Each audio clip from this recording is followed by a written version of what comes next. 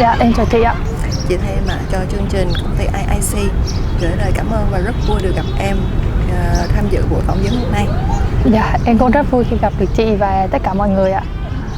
Thì trước hết là xác nhận lại giúp chị nhé, những cái thông tin cá nhân của em nè, hình ảnh và nội dung trong video hôm nay sẽ được đăng tải trên mạng YouTube. Thì em có đồng ý không? Dạ, em đồng ý ạ. Xin chào tất cả mọi người, thì em tên là Nguyễn Thị Dung. Hiện tại thì đang là sinh viên năm 3 của trường Đại học Kinh tế Luật. Ngoài công việc học ở trường thì em còn có đi chụp hình mẫu và làm thư ký của một văn phòng luật. Về ưu điểm thì chắc là về có kiến thức về luật và có khả năng nói trình bày quan điểm tốt. Về nhược điểm thì hơi nóng tính. Sở thích thì em thích làm việc, thích đọc và thích đi. Thường thì đi du lịch, nhưng mà đi du lịch những lúc mà tâm trạng khó chịu thôi, hoặc là buồn thì em mới đi thôi, chứ không phải là đi du lịch khi vui. Em cũng ít bạn bè bởi vì tính tình của em hơi khó. Thì em đa phần thì em sẽ đi với những người lạ hoặc là đi một mình. Quê em ở Gia Lai, em đang ở thành phố Hồ Chí Minh. Nhắc đến Gia Lai nhắc đến biển hồ Pleiku, đó là đôi mắt Pleiku biển hồ đầy đó. Rồi ngoài ra thì có miệng núi lửa Chư Đăng Gia. Nếu mà đến Gia Lai thì chắc chắn là phải ăn cơm gà nướng cơm lam, Dạ đúng rồi. Rồi phở khô Hai Tô là hai món đặc trưng ở Gia Lai em. Ngoài ra thì đến Gia Lai thì có thể đi vào trong các làng bản để thử mặc đồ người dân tộc. Với lại cưỡi voi. Hay cũng nhắc đến Tây Nguyên là nhắc đến cưỡi voi, nhưng thực ra em ở đó 18 năm, 16 năm nhưng chưa được cưỡi voi đâu ạ. Còn Gia Lai hình như cũng là cà phê cũng rất là nổi tiếng. Đúng rồi ạ, cà phê với cao su ạ. Cà phê với lại cao su.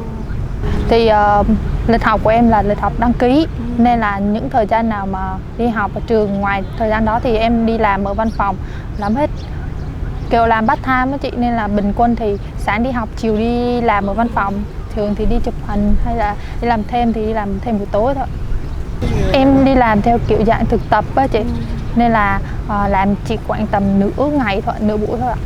Bạn bè của em thì đa phần là ở trường thôi, còn em thì thích nói chuyện với những người lớn tuổi hơn em mà làm trong nghề nữa, nên là thứ nhất là người ta sẽ hướng dẫn cho mình những kiến thức chuyên môn và dẫn dắt cho mình cái con đường tương lai trong sự nghiệp. Bởi vì mục đích của em học luật là muốn trở thành luật sư. Em học luật là chắc chắn là sự lựa chọn 100% của em luôn, và nó có ảnh hưởng từ chuyện gia đình em, nên em muốn học luật và để mình hành nghề trực tiếp với nghề này. Em thích người kiểu như là giỏi, dễ nói chuyện với những người giỏi và có định hướng rõ ràng, có công việc ổn định, để thứ nhất là người ta dẫn dắt mình, người ta chỉ dẫn cho mình, chứ không phải là yêu đương hết thời gian này thôi.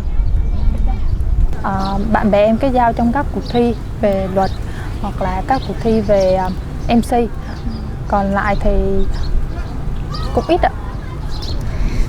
Rồi em có cái khả năng gì như là ca hát nè, hoặc là MC gì đó thể hiện cho mọi người xem một chút xíu được không?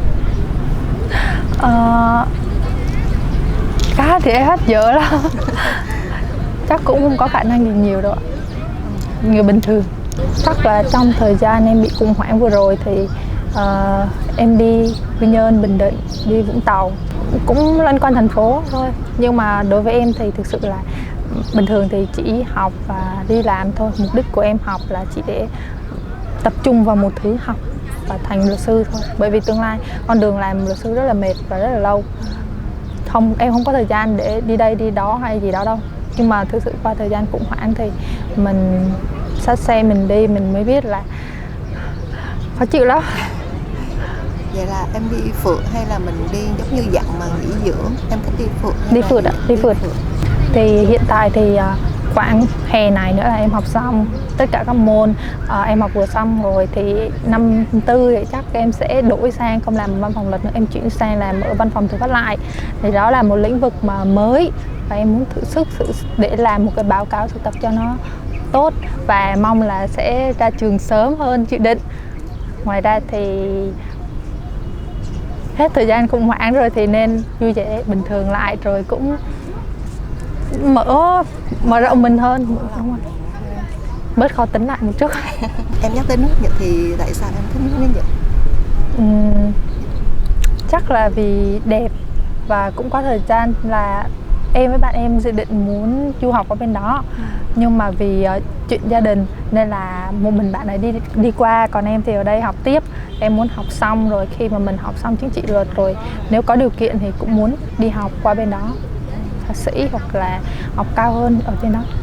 Việc mà sinh sống và làm việc ở Nhật thì làm việc ở đâu cũng được. Đối với em quan điểm thì đâu cũng được, chỉ cần mình phát triển được với cái nghề mà em đã chọn là luật sư thôi. Còn em không thích làm việc nội trợ, bởi vì tính của em là thích hướng ngoại, ra bên ngoài, thích thể hiện mình, thích được nhiều người biết đến, biết mình giỏi, biết khả năng của mình, chứ không phải là ở nhà. Còn việc mà dọn dẹp nhà cửa làm thì em vẫn làm bình thường, nhưng mà không phải là không hoàn toàn làm nội trợ. Vậy cái tiêu chuẩn, cái mẫu người tiêu chuẩn lý tưởng của người đàn ông của em đó như thế nào? Trước hết là phải có học thức, phải có một vị trí rõ ràng và có một nghề nghiệp ổn định. Nhưng mà thích là người nước ngoài hay là trong nước của mình? Em không đặt nặng vấn đề là người nước ngoài trong nước, miễn là giỏi. Rồi thay mặt chương trình lần nữa là cảm ơn em rất là nhiều đã tham dự cuộc phỏng vấn hôm nay. Dạ, em cảm ơn chị, cảm ơn chương trình đã cho em có một buổi nói chuyện chia sẻ bản thân mình